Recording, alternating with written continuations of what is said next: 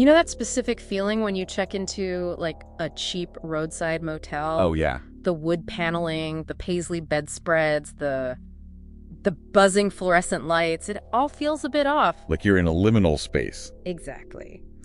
Well, today we're looking at the Lucky Lake Motel, where that feeling wasn't just paranoia, it was hiding a literal space of darkness. It's just the perfect example of mundane evil. I mean, on the surface, it's just a place to sleep. But hidden in the architecture itself. Right. Specifically in this 3-foot gap between rooms 47 and 48. There was a device, a magic box from the 1920s that turned the entire building into a harvesting machine. And that gap, it wasn't an accident, was it? Not a maintenance closet. No, it's built specifically for this box. What gets me is how passive it all sounds. The source material says the box didn't, like, force anyone to do anything, right? Exactly. And that is a really critical distinction. The box, it relied on fleshly indulgence or, forbidden behavior that was already happening in the rooms. So it didn't create the sin. It just soaked it up through the walls. Then, and this is very specific, strictly at 3 a.m., the box would open to release what it collected. Okay, so if I'm in room 47 and I'm just, I don't know, reading a book and going to bed early, I'm safe. You're safe from contributing to the box, Yeah. but you might not be safe from what comes out of it. Oh. The sources describe these spirits just floating out at 3 a.m. But they didn't just rattle at chains in the hallway. They were looking for a ride. A ride. They'd attach themselves to guests, lonely men, angry women, traveling salesmen, and just leave with them the next morning. That is so much worse than a haunted house. It is. It's a distribution network. You check out and you're unknowingly smuggling a spirit back to your home life to, what was the phrase they used? To strike unkindly evils later. Wow. It's malicious hitchhiking. Yeah. But the part that really highlights the strangeness of this case is the motel owner's role.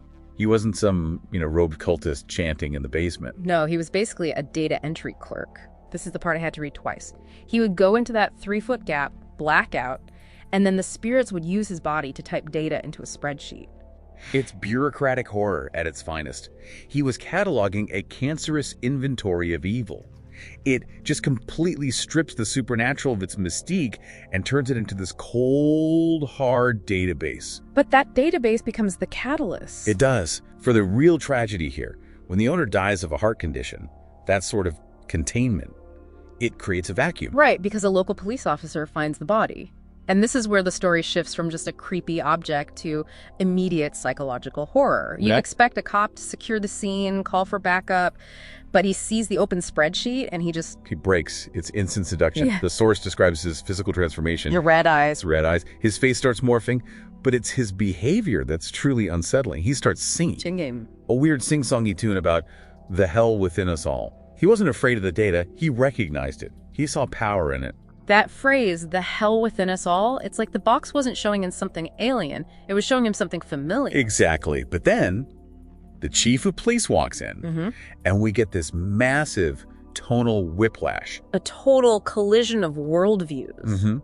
The officer is entranced, but the chief reacts with just absolute rejection. He starts praying. He invokes Jesus Christ, and he physically shoots the computer screen. He's not trying to understand it. He's trying to kill it. And the officer takes that personally. He's so corrupted in that moment that he decides to murder his boss just to keep the secret. He pulls his gun, aims at the chief, and then the physics just go wrong. They really do. The source calls it something beyond them. The officer fires, but the bullet ricochets violently and strikes the officer in the brain instead. Talk about a backfire. And the box immediately harvests his soul. Just sucks him right in. Yep. So the threat is neutralized, the bad cop is gone, and the chief survives. But I get the sense this isn't a happy ending. Oh, not even close. Far from it. Because now we have to look at the aftermath. The chief survives, but he has to explain a dead officer and a shot-up computer. He can't tell the truth. He can't tell the truth about magic boxes and red eyes. So he lies. He reports it as a self-inflicted gunshot wound by a suspect. The source says the ugly lie owned him the rest of his life. That's heavy. He saved his skin, but he completely compromised his integrity. Think about the physical evidence. Even after he shot the screen, the hard drive was still whirring. The box was still there, just hidden behind the false panel. So in a way, the box kind of won anyway. I mean, you could argue it did. It harvested the officer's soul, but it also effectively trapped the chief. He didn't have to enter the gap to be corrupted. He just had to cover it up. And that's the lingering question, isn't it? Did the chief actually win, or did he just become the new containment vessel? He walked away alive, but he's carrying that secret now. The darkness didn't disappear. It just found a new place to hide. And on that disturbing thought, maybe check behind the headboard next time you check in. Thanks for listening to this deep dive.